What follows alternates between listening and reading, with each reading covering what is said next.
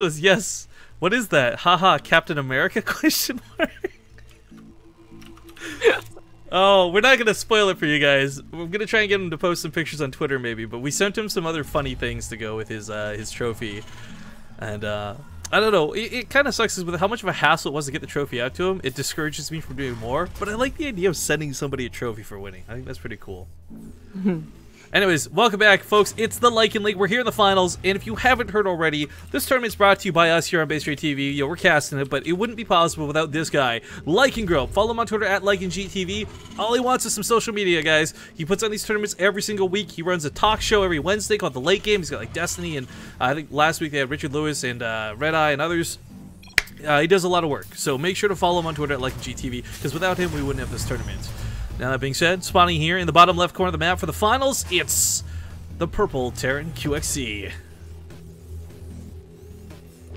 In the bottom right, for the, as the blue Zerg rather, it is Acer's Bly. For the Swarm, there you go. For the Swarm, nailed it. Big shout and thank you to our friends over at GCD.TV. They recently are this, World of Warcraft arena stream that, I guess, my friend kicked off. So it's pretty cool to have them do so well. They've been quite successful over there, and he just reset the channel. So, David, if that's you, much love. And if it's anyone else, tell David I said hello. Okay. Well, similar openings to last game. Pretty different map, though. QXC, I feel like, okay, he played mech that game. He lost, but he put down the two factories as he was on his way out. Game 1 he went mech as well. So I'm assuming just for a moment here he's going to play mech in game 3. And I think that's going to be a harder choice to make. Because the two maps prior to this, they were significantly smaller than Ruins of Ceres. I mean, this is a huge map. And with horizontal spawns, it's about as far away as you can get. Yeah. I mean, QXC got lucky with the scout again, though. That's always a nice feeling, because he scouts incorrect, and Bly does the pool first thing again, and his command center has to be canceled. That's a pretty big deal, but gets lucky. Bly, not so much actually. Does not know where QXE is quite yet, but the game will go on. We'll see if there is going to be a third base for Bly this game, where he's going to go into two-base Muta. I mean, he saw also that QXE went into mech. He saw that two factories were down, so that first game wasn't a fluke or anything. And two-base Muta can be quite effective, or could be quite effective, I should say, because Cyclone openers kind of make that a lot different, you know, than like a Siege Tank or Blue Flame Hellbat openers. Oh man, I didn't realize this went a step further. So we just shouted out the folks at Twitch for tweeting about it for us, but they also apparently put us on the front page. So like a super double thank you. And if you guys haven't already, make sure you go retweet Twitch Esports tweeting about us. That's some pretty badass stuff. Nice. Now, Bly hasn't taken much here in the early game, in terms of either damage or really getting greedy. You know, we don't see a third base down. We also don't see him pumping out drones relentlessly. Oh, what? Two-base Baneling? I want to say, in any other circumstance with any other player, this is so you could play the mid-game. But for Bly, with this many Lings coming out, this has to be an all-in. Yeah, I mean, even then, like, a two-base Baneling doesn't really help you against anything Terrans are doing. There's no Hellbat pushes that come that quickly, so I don't know. That was a really good catch on the Reaper, by the way. Making sure that QXC didn't see more than the initial 8 Lings, not to mention the Banelings. Oh my god, this is huge. Bly might just blindside him with this. QXC does not have a full wall at the top of the ramp. Natural base doesn't have a lot here that's vulnerable. A couple of SCVs maybe. But it doesn't stop here. You know, you break the natural, that you roll through to the main. Or I guess waddle through at Dylan speed. Yeah. This is such a dangerous thing to be scouted, though, and it really is quite important that Reaper did not get the scout. Behind us, he's actually droning up a little bit, so I guess he's going to wait and see what the Banelings do before he sends another wave of Lings in. Cyclone actually goes ahead and kills the Oval. That's kind of nice. That's a little supply block. Supply block, yeah. Supply.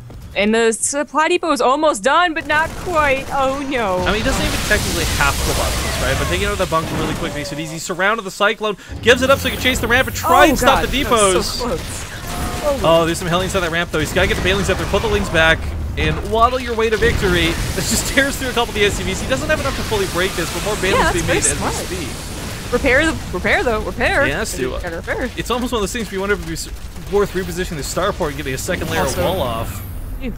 Does remember to lift up the CC. 13 more drones are on the way, though. I mean, he's actually transitioning out of this. Okay, Bly realizing he doesn't have enough Baneling, he's just going to collect whatever kills he can get here in the natural. Might go for another bust, but I think with the Hellions, the amount of Hellions that are out, he's kind of done it. Because the thing is, it's for those who are maybe less accustomed to seeing this, it's not about the Banelings busting through and doing damage, it's about having the Lings to follow it up. The Lings to kill everything behind the depots. So the Hellions, he's controlled this up, and Bly, you know, he's got a huge work elite, though, because of those drones. He does, but he doesn't have a lot to deal with the Hellions, and the Banshee, in fact. He can throw it on Spore Crawlers right now, but I don't know if he realized that it's going to be Banshees. I say that's a pretty bad call on his part, though, honestly, because even if you weren't already planning to go up to a starport, it's a pretty valid thing to do after being Baneling busted, because your ground scouting won't be that good, although, you know, the Hellions might get surrounded, and everything might go right there. Banshees are pretty much guaranteed to live until mutas are out. Yeah, and that's going to be so important. But look at this, right? We got like the Spore Crawlers coming down, so he's not going to be totally screwed on his front. But if he does want to put any Banelings on the map, they're going to be sniped before they can do anything. So this Banshee, in a lot of ways, really just puts... It tells Bly, sit down, calm down, you know? Yeah, it does. But then it's going to be a nice defense for Bly. I mean, it's on 2 bases, sure, but it's pretty secure 2 bases. Might get an SCV or 2 over here, maybe the Mule. Fresh Mule. Yeah, not bad. Get some pretty good value out of the Lings. I mean, they are going to die. It'll be expected to get a whole lot more than that done. But oh, the drone! I hope you didn't see me. I guess he doesn't care enough.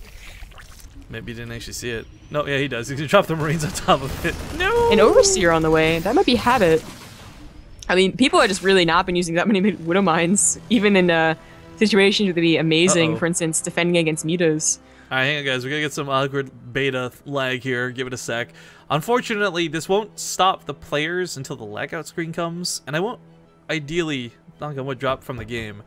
But this has happened once or twice in the past. And game paused. Should be good now. Sorry guys. Awkward. Game resumed. It's something to do with my client. I've given up at this point. I fixed the game, I've reinstalled it. Anyways, Ling's getting on top of the Hellions. This probably should not have happened. I don't know if QC just wasn't paying attention, but looks like your lag screwed up. I had nothing to do with that. He ran into a corner. There was nowhere else to run. Don't bring that up. Don't put the blame on me. Okay, Spire on the way here for Bly. Still not on that 3rd base yet. That Banshee's just kind of camping it out. And the problem with the Queens is, oh, they're just... Wait, there's nothing in there. Never mind. What? It's a scout. Sick bait, yo. Fooled you. You feel stupid. This is like when you drop landed Vikings, just lift them in the air and fly away afterwards. Total troll mode. Like, what? More Hellions going down, though. This is not your fault. Thank you. So the thing is, QC's still going back behind this, right? There wasn't a transition out into Bio. We don't have those couple of factories turning into tech labs on Raxes. And I think this could go good and bad. Now, the problem is, once you're on your 3rd base, there's a lot of high ground, low ground stuff you're going to have to maneuver around with these mutas. It's fairly exposed on the front side. Bly's been really good at these 2-pronged attacks. And if QXC's really focused on these mutas with either slow-moving Thors or the somewhat immobile Cyclones, it's going to be really hard to defend the main and the 3rd. And where it's usually Terran who are picking up and dropping and abusing the cliff, it might actually be the mutas who do that. Yeah, and it's a lot of mutas, and I'm not sure... Bly, or I don't know if QXC really knew how many mutas there were going to be. I mean, he gets 1 missile turret to help out. He has 2 Cyclones, 3 Cyclones. 1 pops out, but that's still not enough. He has to have a rough idea, though. I mean, Bly, he did this before, right? It's not the first time he's shown a muta transition, but he'll chase those Cyclones to their deaths. A couple of turrets will finish up, maybe. He gets 1 over here on the right side. Doesn't finish off the Cyclone. Oh, well, the 2 reinforcing do. So.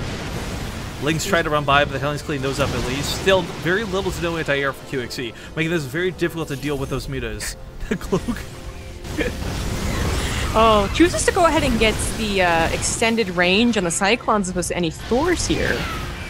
That might be the better choice, because Thors just get Magic Box. You spread the Mutalisks out, they don't take that splash damage. Maybe hoping the turrets will cover the in-betweens, but... Yo, a big part of this was he was... past tense, shutting down those Ling run-bys. He was stopping the counterattacks from coming across the map. But those Hellions are dead now. And as the Lings start coming, this becomes a lot more difficult to deal with, I think. Yeah. Plus, if it's Cyclones or Thors, they both need either Viking reinforcement or missile turret reinforcement. So, that was...